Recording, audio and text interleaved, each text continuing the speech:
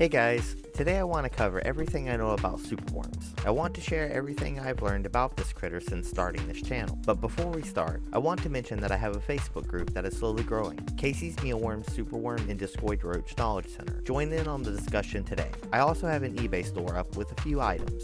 More in the future. And with that out of the way, let's start the video. Superworms are actually the larval form of a darkling beetle, Zophobas morio. These larvae are known by other names, such as morio worms and king worms. They are a common feeder insect for reptiles, amphibians, fish, and birds. They originate from tropical regions in Central and South America, but are bred all across the world. Despite their common names, superworms are not actually worms. They have 6 tiny legs and have a segmented body made up of chitin. As a superworm grows, it will shed the hardened outer layer of their chitin exoskeleton to allow them to grow larger. During this process, the superworm will slowly wriggle its way free. As it emerges from its shed, the superworm will appear white and softer and will have increased in size by a small amount. As time passes, the superworm will start to darken and regain its distinctive brown and black patterning as its chitin hardens. This process is taxing on the larva, and they will not be very active after their shed. Sheds do not build up in the substrate because other superworms will consume them. I found it neat as it's something I had never thought about until I caught it in action. Superworms have 2 spurs on the tail end of their body. These are used for locomotion, digging, and gripping. Superworms can effectively move backwards despite having such short legs in the front of their long body, and can even dig down into the substrate using just their spurs. If a superworm is picked up, oftentimes it will swing its tail around at your fingers. The movement looks similar to a stinging motion, however, they lack a stinger of any kind. The superworm will try to gain leverage with its spurs and pull itself free. Superworms can also secrete a liquid from their body, which I do not want to call a musk as it has little to no smell at all, so I'm not sure what to call it, it's just a liquid. The liquid comes from between the segments of their bodies and may act as a lubricant to further increase their chances of escaping something that grabs it. This is just speculation. They carry this ability into adulthood, where it gains a fairly potent smell and becomes noticeable when the beetles are in high numbers or when handling individuals. It has a very chemically smell. Beetles can secrete this between the plates of their upper abdomen and head. Superworms do not have mouth parts that are strong enough to cut through the top layer of our fingers. This is when biting my thumb and there is hardly any sensation. This behavior is uncommon, however, when applying pressure to the critter, it may resort to biting. Their bites are completely harmless to humans and should not be feared, either worm or beetle. Now let's move on to diet. In the wild, their natural diet consists of rotted wood, dead leaves, decaying plant matter, and even carrion. Those that breed superworms in captivity typically use wheat bran or oats as their substrate to live in that also acts as a primary food source while supplementing them with vegetables like carrots, kale, lettuce, potatoes, corn, and collard greens for moisture and additional nutrients. Superworms will eat nearly anything given to them. They do tend to avoid consuming items like onions and bell peppers, so they do have some preference, but they can also consume and break down things like styrofoam if given the opportunity to eat it, which is certainly a neat trait for them to have, but is not best practice. Superworms are a very hungry animal and are almost always looking to eat something. Let's move on to metamorphosis and pupation. Superworms bred in captivity very rarely begin the process to advance to their next life stage without assistance, though it is possible if the number of superworms are low in comparison to the available area of their enclosure. Superworms are cannibals and have developed an instinct not to pupate when regularly coming into contact with other larvae. They can avoid this process and live as larvae for at least a year. Once they grow to about 1.5 to 2 inches long and fat, they can begin the process of pupation if the conditions are met, and the only condition is isolation. If you remove a sizable superworm from the populated container, it will attempt to pupate within a few days up to a week. The superworm will curl into a C and become very inactive. While they can still move, their motions are slow and uncontrolled, and typically do this only when disturbed. After about a week, the superworm will molt for the last time and it will emerge as a pupa from the shed. They look almost alien. They look nothing like their prior life state. Once in this state, the pupa will lay relatively idle for 2 to 3 weeks as its body slowly develops. As time goes on, the pupa will change colors, getting darker in areas like the legs and eyes. Their only defense in this stage is their ability to flick their lower abdomen, which they can do hard enough to flip themselves over. At the end of this process, called eclosion, the pupa will start to break open, often towards the head, and become a freshly formed beetle. Let's move on to maturity and lifespan. Once Zophobas morio beetles emerge from their pupa stage, they are whitish yellow in color and will slowly darken over the next week or so until they are black. They change from a variety of colors from white, yellow, orange, burgundy, and then finally black. During the first 2 weeks of adulthood, most beetles tend to be very lethargic and prefer to hide during this period. It takes around 2 weeks for them to become sexually active, be this through maturity or due to energy. Adult diets. Adults are not as hungry as their larvae, so they eat less of the wheat bran used as substrate. They prefer fresh food and need it more often than they do in their larval form, as the beetle life stage will die without regular moisture sources. They eat the same things as the larva, green veggies being their go-to. I found they can live up to about 6 months as adults. Roughly 2 weeks after becoming adults, they are sexually mature and ready to reproduce. Males and females can be told apart by their faces. The males have a C indentation above their mouth, making them look like they have a mustache, like this. The females have a rather straight formation above their mouths. It looks like the sky's horizon, like this.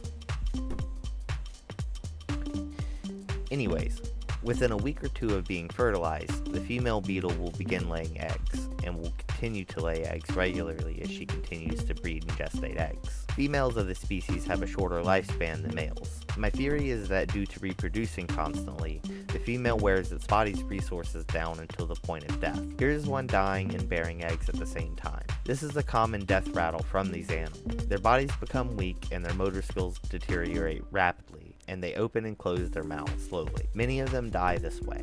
This is why I believe they have seemingly shorter lives. Males are not aggressive towards one another. However, they can chase each other around, but they don't normally harm one another. Back when I was trying to find a ratio of males to females, I kept an excess of males together in a colony on their own. It got to the point that I had so many that I just reintroduced them back into the primary colony and let them have their chances at reproducing. Once the female has laid eggs, it takes roughly 7 to 12 days for them to hatch, depending on a few factors like temperature and humidity. Ideally, temperature being around 80 degrees Fahrenheit. Within 4 to 5 months, the larva will be large enough to start the process all over again. The expected lifespan of an adult seems to be about 4 to 6 months. I have been unable to keep them alive any longer than that before having mass die off. There may be a few outliers, but generally they're all gone within 6 months. As I mentioned earlier, the adult life stage does has a musky chemical smell when high in numbers and when handled. The musk will get on your fingers and will be very hard to wash off, despite doing it with scented soaps multiple times. This is a sort of defense mechanism. It may make them taste bad, it certainly doesn't smell good, but they have it. Aside from that, they are very non-confrontational and prefer to run away before doing any other action, even biting. They do bite, they will bite, but they don't normally bite. You kind of like have to make them do it. Alright, let's talk about mass die-off and viruses. There is a disease circulating in the supply chain of superworms worldwide. It is known as Zophobas morio black wasting virus, or ZmBWV for short. It essentially shuts systems down one by one in the superworm until it is left immobile and severely crippled. I have a link to several papers in the description if you want more information. I may end up covering this topic in its own video with my experience with it. There is a reason I do not make superworm content anymore. That is roughly 2 years ago, my bloodline was wiped out by this virus. I studied their behavior extensively and compared it one-to-one to the papers I read by Judith. Again, links in the description below. I'm certain my colony collapse was caused by ZmBWV. So, if ordering to boost your colony size or even add genetic diversity, be very wary of who you order from, and to keep the worm separate for a few months. This virus moves very fast and can wipe out thousands in a single month. It is very brutal and unforgiving. One of the main reasons I believe this happened to me was because I ordered superworms for gene diversity. I mixed them all together, and within 3 months, all of my superworms and beetles had died cross-contamination. I ordered another set from rainbow mealworms that died off within 6 months of me receiving them. They arrived sick, doing the same thing that my colony had been doing. I have since uploaded almost every video I took. I stopped after a while because I got lost in the uploads, and there are a few left where the beetles are slowly dying off that I haven't posted up. But I will get that out eventually. But now let's move on to egg collection. You can harvest and collect superworm eggs a few different ways. My most popular and reliable method is using corrugated cardboard taped together. The females of the colony are naturally drawn to its structure, will seek it out and lay the bulk of the colony's eggs on it. You simply switch these out every 7 to 10 days and rotate them with ones that have been sitting out for 7 to 10 days. This will ensure all eggs have hatched before introducing them back into the colony, which should help boost production of superworms by reducing egg destruction from not introducing small larvae back into the colony. Alright, let's move on to enclosure, colony care, and general advice. So for the next section, we are going to start with type of enclosure they are normally kept in. Almost any bin with walls at least 6 inches high will be more than enough for your colony to thrive in. Superworms and their beetles thrive in temperatures around 80 degrees Fahrenheit and should aim to be kept around that temperature. Egg collectors are simple items made by gluing and fastening corrugated cardboard together, normally 3 to 5 layers. The female beetles will lay their eggs in the holes and between the flats of the cardboard as it naturally attracts them. Most of your colony's activity will be females moving to lay eggs and the males chasing. When feeding, you need to keep the lid off of your enclosure or have high ventilation in order to remove the humidity from the enclosure. When feeding moist food, humidity is released into the air and it will spike in the enclosure if you do not have high ventilation, which if you have a substrate, like for superworms, this can lead to mold. We don't like mold. If you must keep a lid on it, you need to have large venting windows of some kind. Otherwise, you will start to grow mold.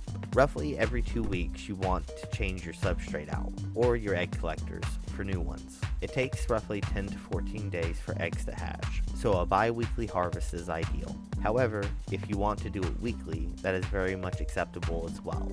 It will just create more bins of superworms in the long run. It all depends on the size of your container with how many superworms or beetles it can hold. I use 12 by 12 by 5 bins personally, but if you have room, I would suggest larger containers to produce more and more when your colony grows. My number of beetles grew to the point that I had multiple bins of beetles and more than 10 of superworms. I have more details on their care and guides specifically meant for it in other videos, link in the card above, and where you can learn more if you are interested in this aspect. Well, that about does it, guys. This is everything I have learned about superworms in a condensed little video. There isn't much more I could think of adding that is important. Tell me if you guys think I missed anything. If you like this video and have it in your critter loving heart, give this video a like, a subscribe, and hit the bell icon for more videos in the future like this. And as always, from the critters and I, have a wonderful day.